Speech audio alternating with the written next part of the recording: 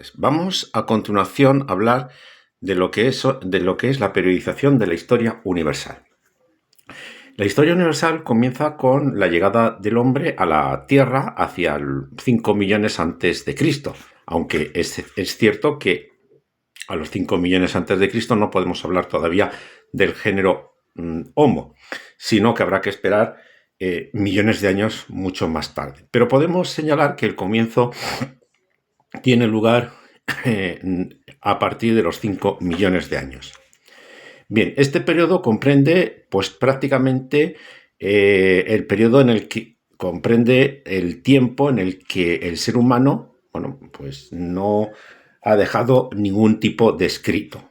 Y por lo tanto, los investigadores científicos, los historiadores, tienen que utilizar restos arqueológicos para poder llevar a cabo llevar a cabo precisamente este proceso, para explicar cuál es el proceso de humanización, y generalmente se utiliza, por ejemplo, los huesos de los seres humanos, los útiles que utilizaban los seres humanos, las industrias que se llevaban a cabo, los diferentes edificios que podían construir, etcétera, etcétera.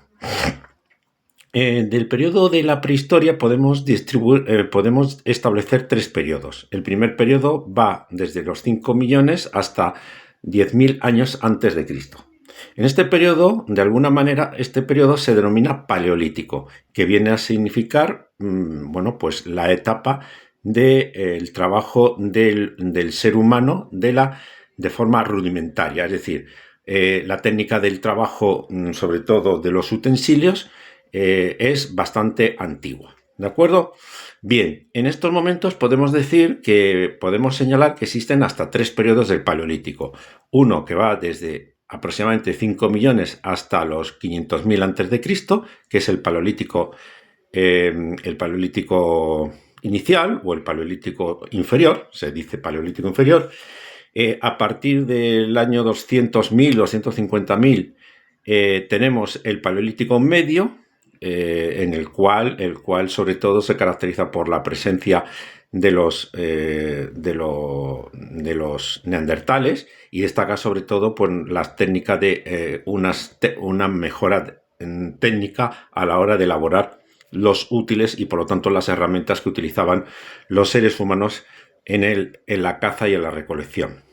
Y finalmente tenemos a partir de los 125.000 a.C. hasta los 10.000, que vendría a ser el Paleolítico superior, periodo en el que de alguna manera se produce una diversidad de los utensilios que utilizaban los seres humanos. Hay hasta 4 o 5 culturas que van desde el perigordiense, el magdaleniense, el solutrense, etcétera, etcétera, y aparece una de las características fundamentales, que es el arte. ¿De acuerdo? Este periodo se va a caracterizar por el nomadismo del ser humano frente al sedentarismo que va a ser posterior. A partir del año 10.000 a.C. hasta el año 6.000 aproximadamente, y en función sobre todo de las regiones, las regiones más avanzadas son las regiones del Oriente Medio, aparece lo que es el Neolítico. ¿De acuerdo?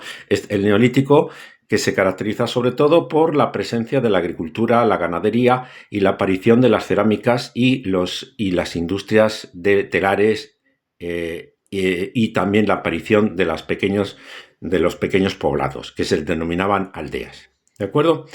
Y finalmente, a partir del año 5.000 aproximadamente hasta el año 3.000,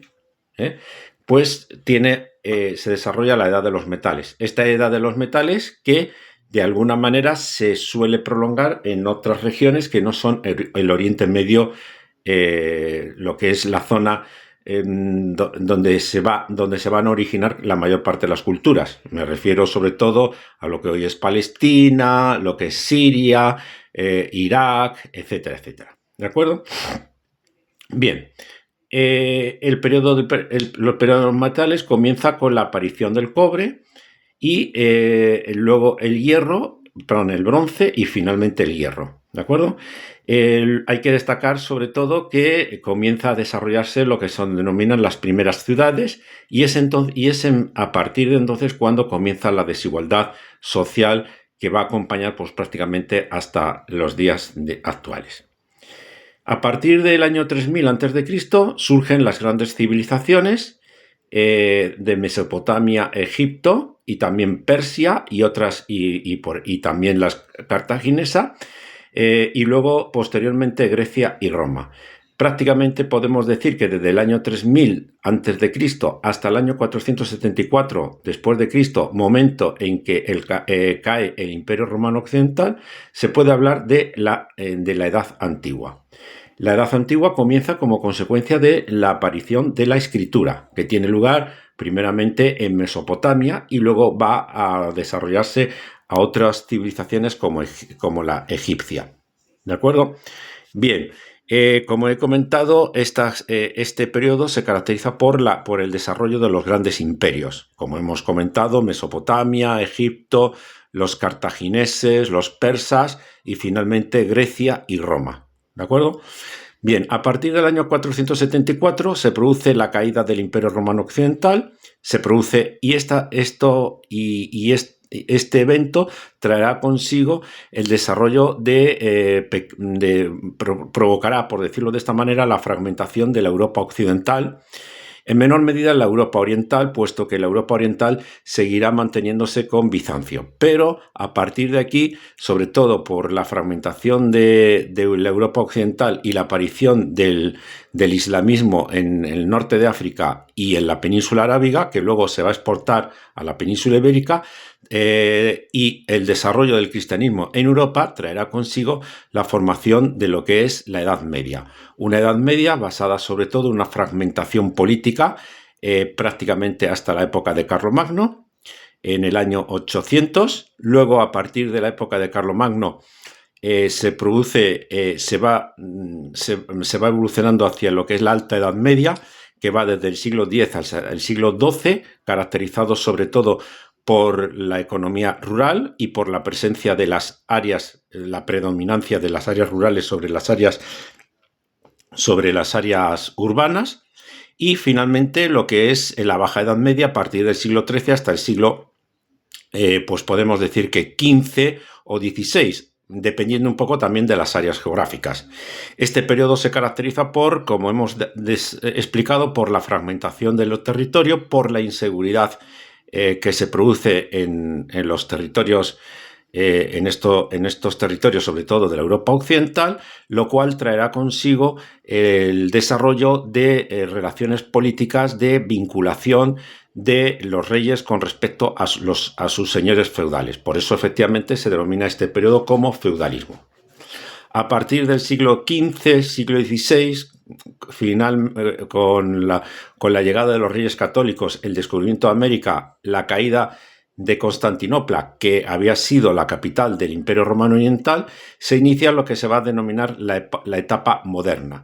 Esta etapa moderna se caracteriza sobre todo por las monarquías autoritarias y las monarquías absolutas que van a imperar sobre todo en Europa occidental y también en Europa oriental. ¿De acuerdo? En este periodo podemos decir que que se dan periodos de alguna manera que económicamente y socialmente son avanzados, como por ejemplo el siglo XV y siglo XVI, a finales del siglo XV y todo el siglo XVI. El siglo XVII es un siglo de retroceso como consecuencia de las crisis bélicas que se producen en suelo europeo, y finalmente el siglo XVIII es un periodo también de avance, sobre todo en el desarrollo debido a la Ilustración y sobre todo al desarrollo de las monarquías absolutistas y a una menor proliferación de los conflictos bélicos que habían tenido lugar en el siglo XVII.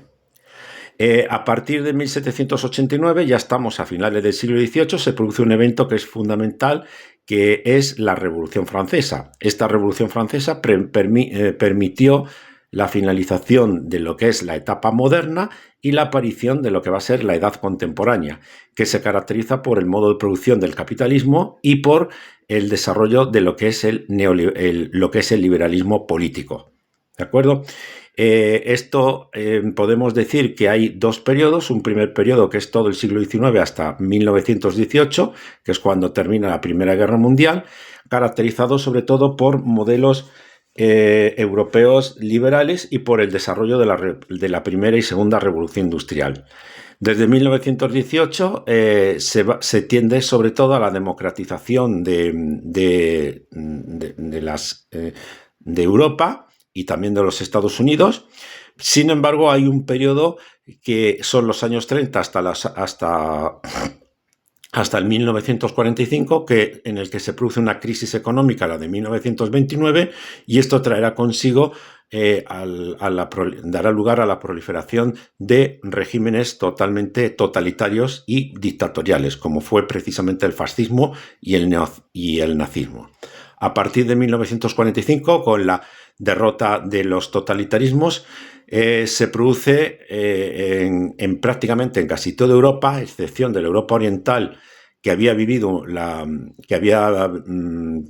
la Europa Oriental, que va a estar bajo el modelo socialista, pues se produce una democratización de los regímenes, y es a partir de 1989 cuando desaparece lo que es la doctrina del socialismo real en la parte este de Europa, y podemos señalar que a partir de aquí, pues en Europa se ha producido una cierta democratización, aunque también hay que destacar que a finales del siglo XX, sobre todo ya a partir de 1980, con la llegada de Reagan y Thatcher, tanto a Estados Unidos como a Gran Bretaña, se produce pues la proliferación de lo que va a ser la economía neoliberal, en la que de alguna manera se cuestiona todos los aspectos relacionados con una economía de bienestar basado en la presencia del Estado. Pues bien, hasta aquí, prácticamente estamos en el año ahora 2025, en este periodo de tiempo. Como he dicho anteriormente, hasta aquí pues hemos dado una visión de la periodización de la historia universal. Espero que os haya venido bien y ya nos vemos en otra ocasión. Muchas gracias por todo.